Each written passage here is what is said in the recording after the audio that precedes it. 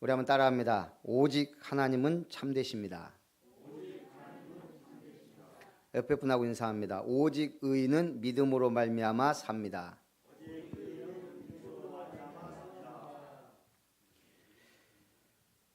오늘 부활주일, 역사상 가장 중요한 날입니다. 자, 유대인의 나음이 무엇이냐? 범사에 많으니 우선은 그들이 하나님의 말씀을 맡았음이니라. 하나님의 말씀은 창조의 능력입니다. 그리고 구원의 능력입니다. 그런데 이 말씀을 하나님은 유대인들에게 맡기셨습니다. 하나님이 아브라함을 부르셔서 언약을 주십니다. 그리고 하나님은 모세를 통해 창세기부터 신명기까지 오경을 기록하게 하셨습니다. 그리고 유대인들 가운데 수많은 선지자들을 보내셔서 말씀을 주셨습니다. 그들이 바로 선민 이스라엘입니다. 그래서 유대인들은 자부심이 대단합니다. 또 이 말씀을 통해 많은 응답도 받았지만 이 말씀을 놓쳤을 때 고통도 받았습니다. 어떤 사람이 믿지 아니하였으면 어찌하리요? 사람은 다 거짓되되 오직 하나님은 참되시다 할지어다. 하나님은 참되십니다. 말씀으로 창조하시고 언약을 성취하시기 때문입니다. 우리가 거짓말을 밥 먹듯 하고 약속을 어기기를 밥 먹듯 하는 사람을 참되다고 하지 않죠. 하나님은 그 말씀이 능력이기 때문에 참되신 거예요. 반드시 성취되는 말씀을 주셨습니다. 진노를 내리시는 하나님이 불의하시냐? 결코 그렇지 아니하니라. 만일 그리하면 하나님이 어찌 세상을 심판하리요? 잘못하는 자녀를 나무라고 회초리를 드는 부모가 불의합니까? 그것이 당연하듯 하나님께서 진노하시고 심판하는 것은 분명히 이유가 있고 당연한 일입니다. 예전에 시골에서 대추나무에 대추가 열리지 않으면 염소를 매놨어요. 그러면 대추나무에 열매가 많이 열려요. 왜요? 이 염소가 보통 가만히 있습니까? 이 나무가 막 흔들고 껍질 벗겨지고 이러니까 이 나무가 이러다 죽는구나. 그래가지고 오히려 번식을 위해 열매를 많이 맺는데요. 과일나무에 스트레스를 주면 열매를 많이 맺는데요. 우리 다 가서 복숭아나무 스트레스 주기 해야 될 것 같아요. 하물며 나무도 스트레스 받으면 열매를 맺는데 하나님의 진노와 심판이 이유가 없겠냐 이 말이에요. 불신자는 당연히 저주와 진노와 심판 아래 있고 우리 믿는 사람도 잘못하면 하나님이 그 길을 바르게 인도하신다는 겁니다. 그래서 첫 번째, 모든 사람은 다 죄 아래에 있습니다. 로마서 3장 10절 기록된 바 의인은 없나니 하나도 없으며 깨닫는 자도 없고 하나님을 찾는 자도 없고 다 치우쳐 함께 무익하게 되고 선을 행하는 자는 없나니 하나도 없도다. 왜 선을 행하는 사람이 없습니까? 많죠. 20세기 군인으로서 최고 성공한 사람이 누굴까요? 20세기 군인으로서 최고 성공한 사람. 예? 예. 그렇죠. 우리 한국 사람으로서는 잊을 수 없는 은인 누구예요? 더글러스 맥아더예요. 미국 역사상 가장 유명한 장성 중에 한 명입니다. 일찍이 군인이 되어 제1차 세계대전, 제2차 세계대전, 6.25 전쟁의 용장이자 명장이라 불립니다. 20세기에 벌어진 주요한 전쟁에 모두 참전한 베테랑 중에 베테랑입니다. 최고의 훈장이라는 은성 무공훈장을 7차례나 받았습니다. 미국 역사상 4명밖에 없다는 오성 장군 중에 한 명입니다. 별 5개. 집안 역시 명문 군인 가문이어서 아버지 아서 메가더는 육군 장성으로서 필리핀 군정 총독이기도 했습니다.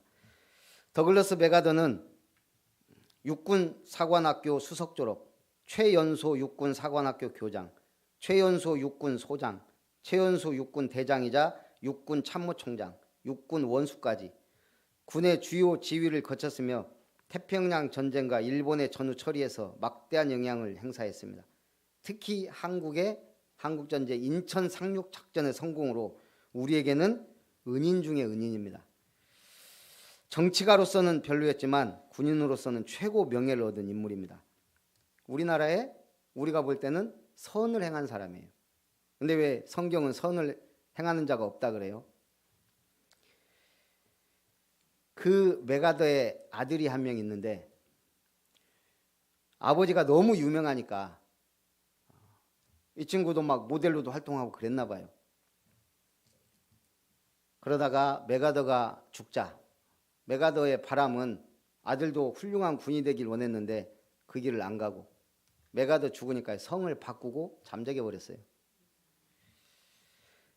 그게 인간의 한계입니다. 그렇게 훌륭하고 유명한 장군이고 그럴지라도 그 아들 하나 한 명을 제대로 가르치지 못했다는 얘기예요. 그래서 의인은 없나니 하나도 없다. 우리가 이 땅에서 아무리 의를 행해도 하나님 앞에서는 어쩔 수 없는 죄인입니다. 그들의 목구멍은 열린 무덤이요 그 혀로는 속임을 일삼으며 그 입술에는 독사의 독이 있고 그 입에는 저주와 악독이 가득하고 그 발은 피 흘리는 데 빠른지라 파멸과 고생이 그 길에 있어 평강의 길을 알지 못하였고 그들의 눈앞에 하나님을 두려워함이 없느니라 함과 같으니라. 율법의 행위로 그의 앞에 의롭다 하심을 얻을 육체가 없습니다. 우리가 율법을 지킬 수 있습니까?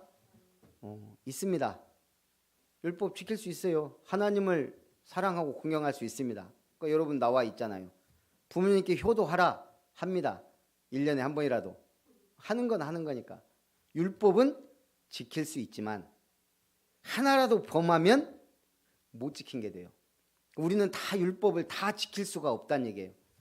그래서 율법은 지키라고도 주셨지만 지키려고 노력하되 죄를 깨닫게 하기 위한 거예요. 우리는 율법을 지킬 수 없는 늘 율법 한 가지라도 범하는 죄인일 수밖에 없는 그래서 죄를 깨닫게 하는 거예요. 모든 사람이 죄를 범하였음에 하나님의 영광에 이르지 못하였다. 영국의 존 스토트 목사님은 전도하지 않는 죄란 책에서 복음을 말하지 않는 침묵은 죄에 해당한다고 지적합니다. 우리는 죄 안 짓는 것 같지만 계속 일주일 동안 죄 짓고 왔어요. 전도 한 번도 안 했다면. 또 반 하우스라는 신학자는 현대의 기독교인을 자폐증에 걸렸다고 말합니다. 자폐증 아시죠? 무서운 병이에요. 좌신경 호르몬 계통의 이상으로 생기는 장애로서 다른 사람과 상호 관계가 형성되지 않고 정서적인 유대감도 일어나지 않는 아동기 증후군으로 자신의 세계에 갇혀 지내는 것 같은 상태. 그래서 지금 우리 동기도 부산에서 자폐증 전문 사역을 하는데 정말 그 부모님들 평생 케어해야 돼요. 그리고 자기가 죽으면 어떻게 하냐 그 미래까지 걱정해야 되는 자폐증을 둔 부모님들이에요. 그런데 기독교인들이 자폐증에 걸렸다간 의미는 뭐죠? 예수는 믿으나 증거할 수 없는 상태. 나도 모르게 믿는데 증거하지 못하는 상태가 돼버린 거예요. 그래서 우리는 뭐가 필요하죠? 믿음으로 말미암는 하나님의 의가 필요합니다. 율법 외에 하나님의 한 의가 나타났으니 율법과 선지자들에게 증거를 받은 것이라. 아브라함이 예배를 잘 드려서 기도를 많이 해서 의롭다 했습니까? 아니거든요. 오직 믿음으로 말미암아 의롭게 된 모델이 된 거예요. 그래서 아브라함은 믿음의 조상입니다. 다윗이 의롭습니까? 자기 가장 충성스러운 부하의 아내를 취하고 그 부하를 전쟁터에서 죽게 만든 살인자예요. 간접 살인자. 그럼에도 불구하고 다윗은 믿음으로 말미암아 의롭게 됐어요. 그 뻔뻔한 사람이 뭐라 그랬어요? 하나님이 나를 내 허물을 아무리 찾아봐도 찾지 못하였습니다. 밤에 와서 나의 허물을 찾아도 못 찾았습니다. 그 말은 여호와 하나님을 믿음으로 모든 죄로부터 깨끗하게 되었다 이 말이에요. 회개함으로. 히틀러 당시 나치 군대는 막강했습니다. 주변의 국가들을 점령해 나가며 유럽에 흩어져 살던 유대인들을 핍박했습니다. 나치 군대는 국가를 점령하면 명령합니다. 유대인들은 뭘 가슴에 달아라? 노란 별, 표신하게. 그래서 노란 별을 달지 않다가 발견되면 즉시 사형입니다. 나치는 수많은 유대인들을 찾아내 학살했습니다. 그러나 당시 유대인을 죽이지 않고 보호한 국가가 있습니다. 바로 덴마크.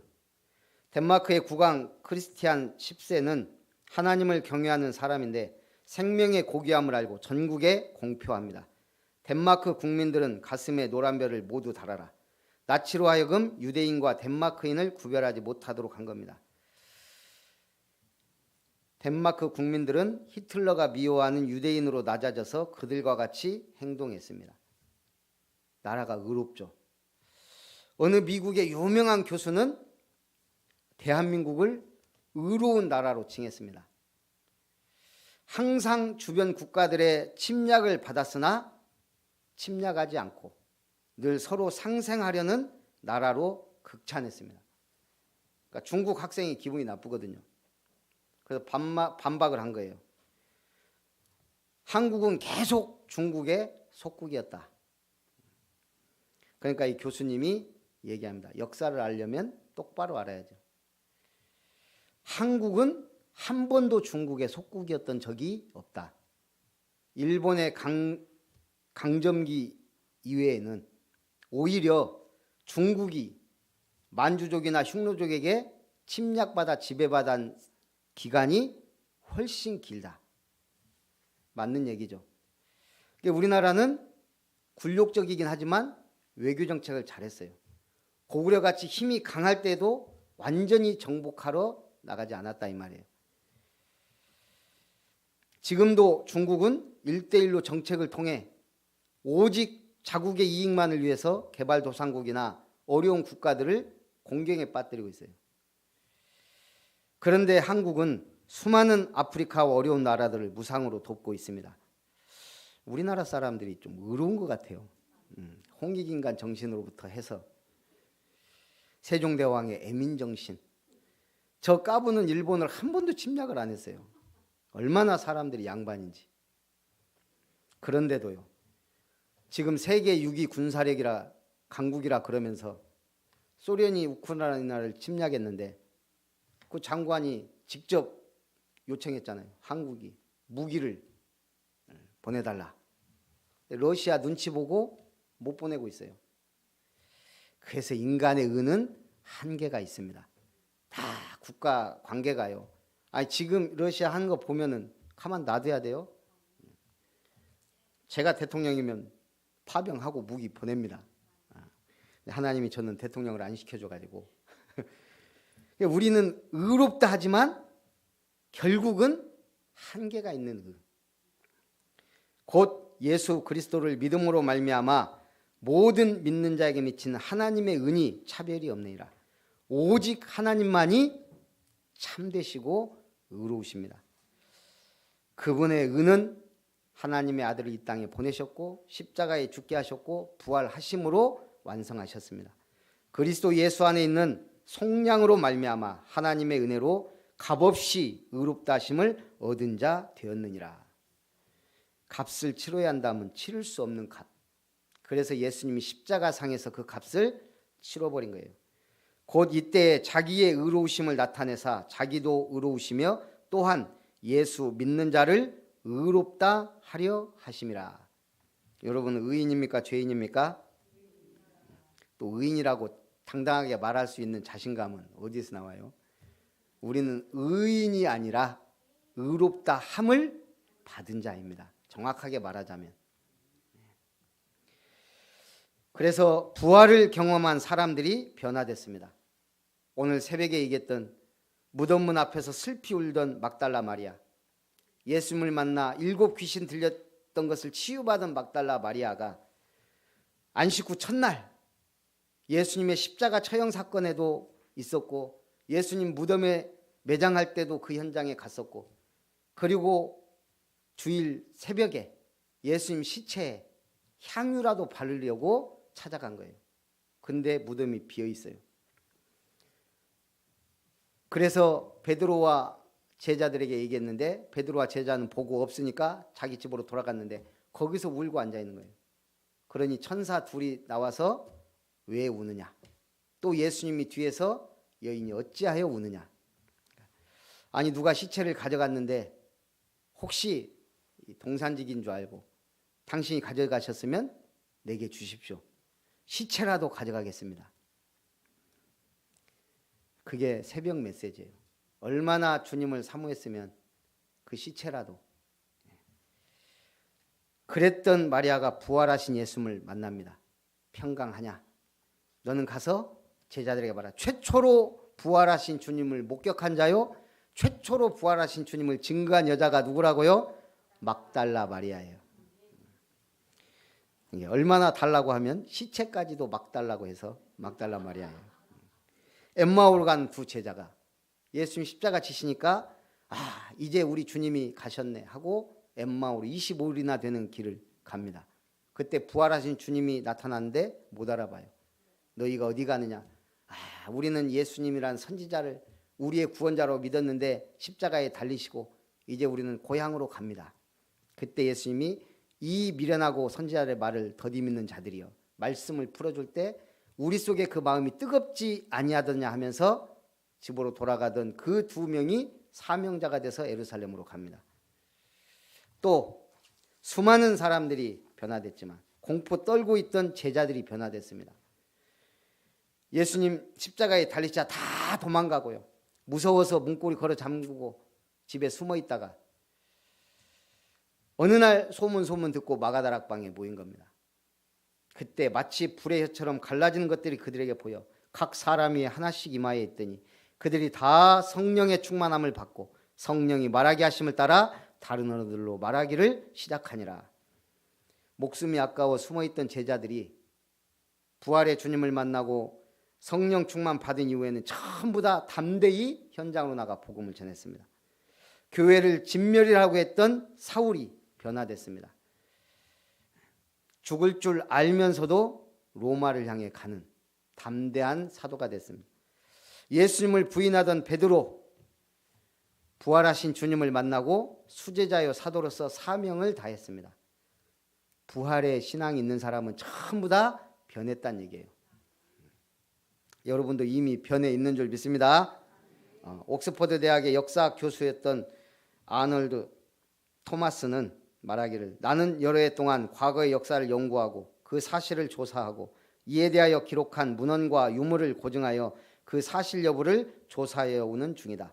그런데 하나님께서 우리에게 주신 표징, 곧 그리스도가 죽으셨다가 다시 살아나셨다는 사실보다 더 분명하고 확실한 진리는 없었다.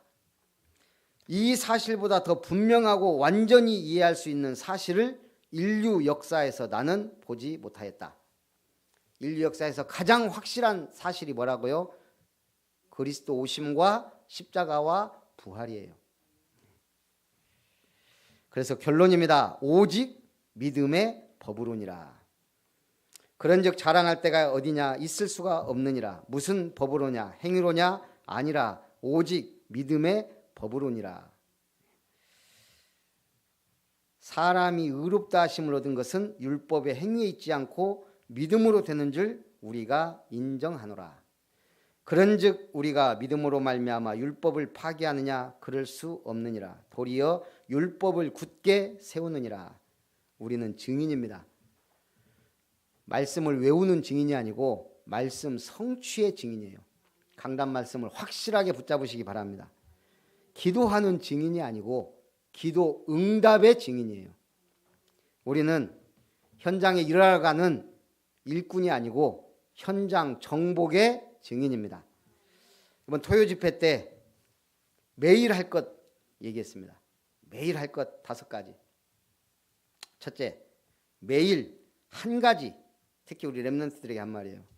다른 사람을 도우는 지도자 선행을 하라.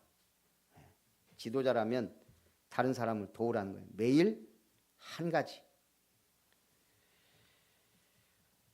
저도 매달 용돈 통장에서 적은 돈이지만 아프리카 어린이들을 위해 빠져나갑니다.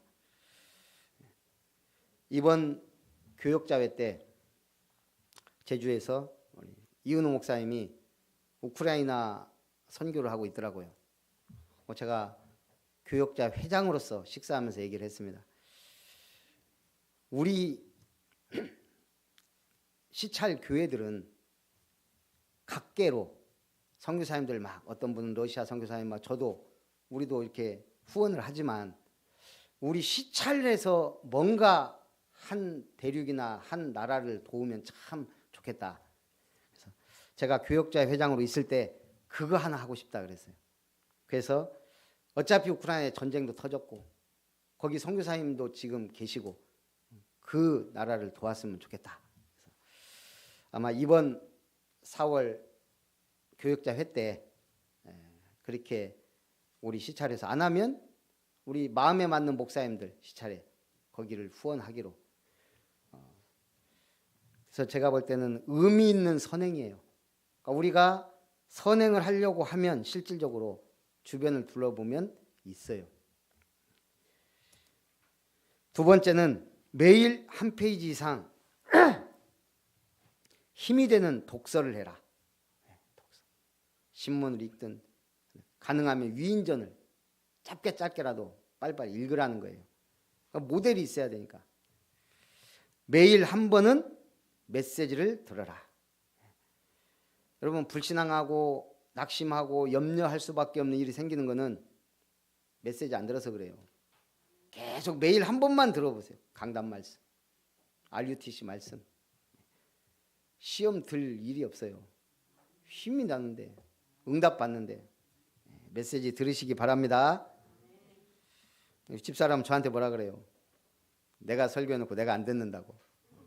저는 설교를 했으니까 매일 사문을 하니까 저도 들으려고는 하는데 쉽지 않더라고요.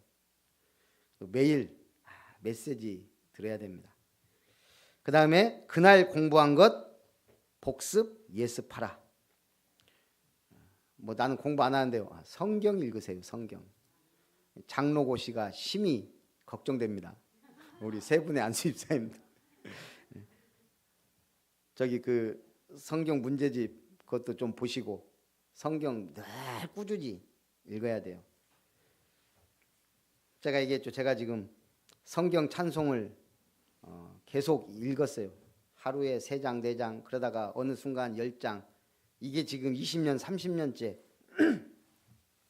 저는 자타가 공인하는 음치였습니다. 지금도 그렇죠.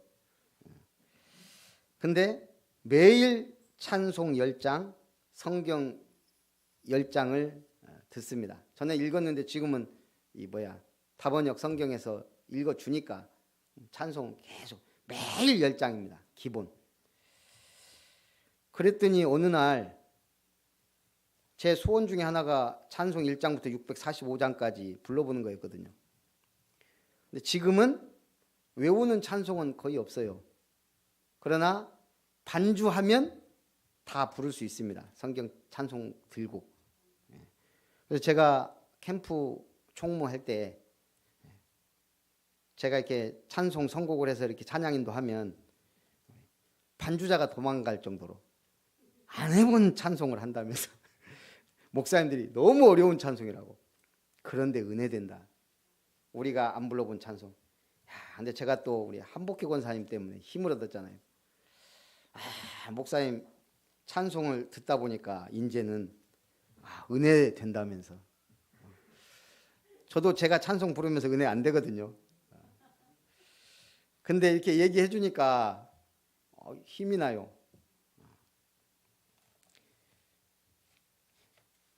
그래서 찬송 성경 읽고 듣고 계속 하셔요.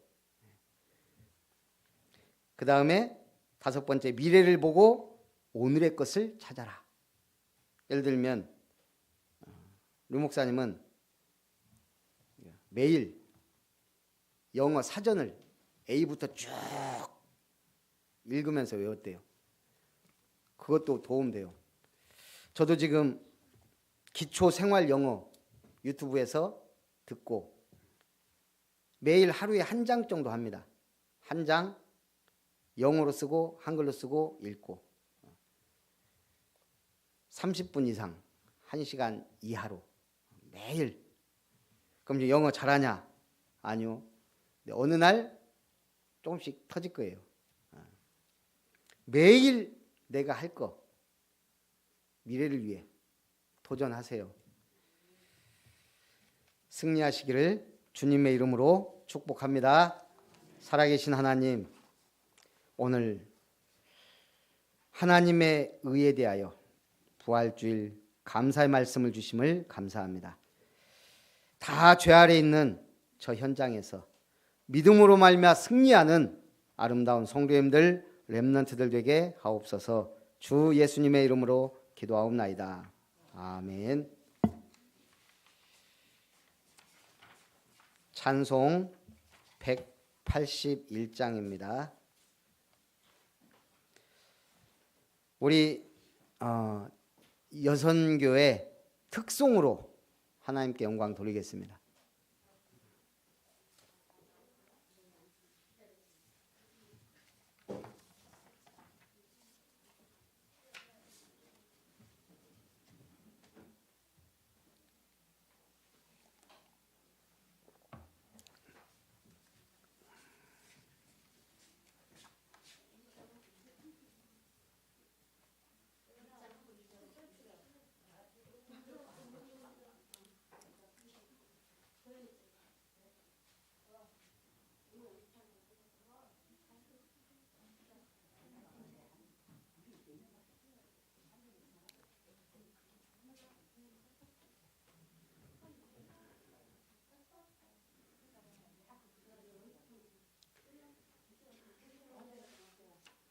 예, 특송하시면서 준비하신 예물 정리하시면 됩니다.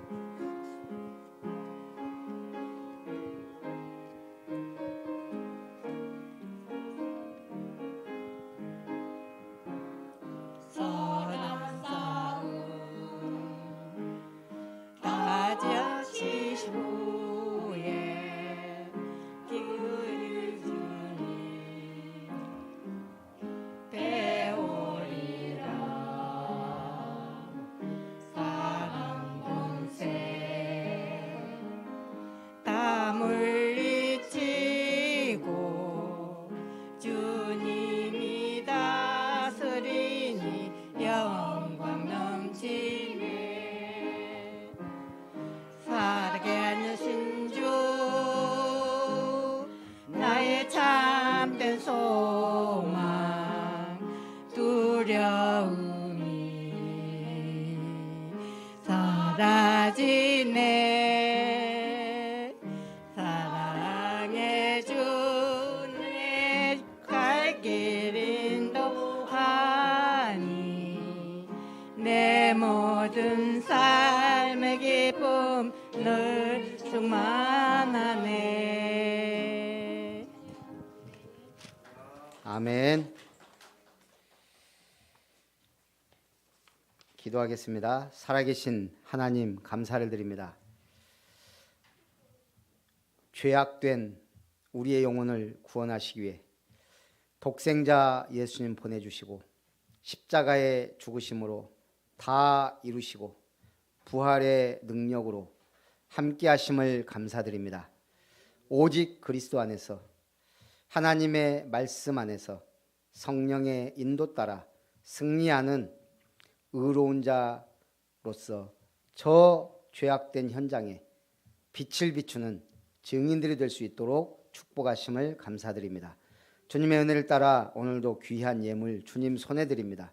하나님 기뻐 받으시고 아름다운 교회가 아름답게 성장하며 이룸터가 하나님의 은혜 가운데 많은 사람을 살리는 이룸터가 되게 하시며 또한 아동센터 이룸 사회적 협동조합을 통해 24 전도 시스템을 세우며 앞으로 우리가 드리는 예물을 통해 지역의 문화를 바꾸며 세계 선교 현장에 빛을 발하며 우리의 렘넌트들에게 올바른 성경적 전도운동을 전달하는 복된 교회가 될 수 있도록 축복해 주시며 우리 성도님들의 모든 가정과 산업과 자녀들에게 복 주시고 증인으로서의 삶을 살도록 축복해 주시옵소서.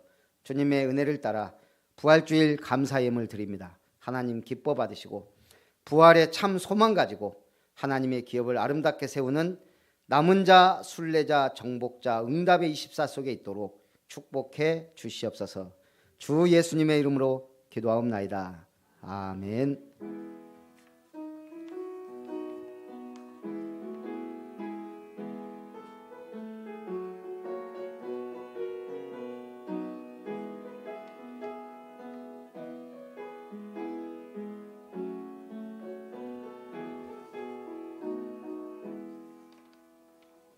교회 소식을 먼저 드리고 성찬식을 하도록 하겠습니다.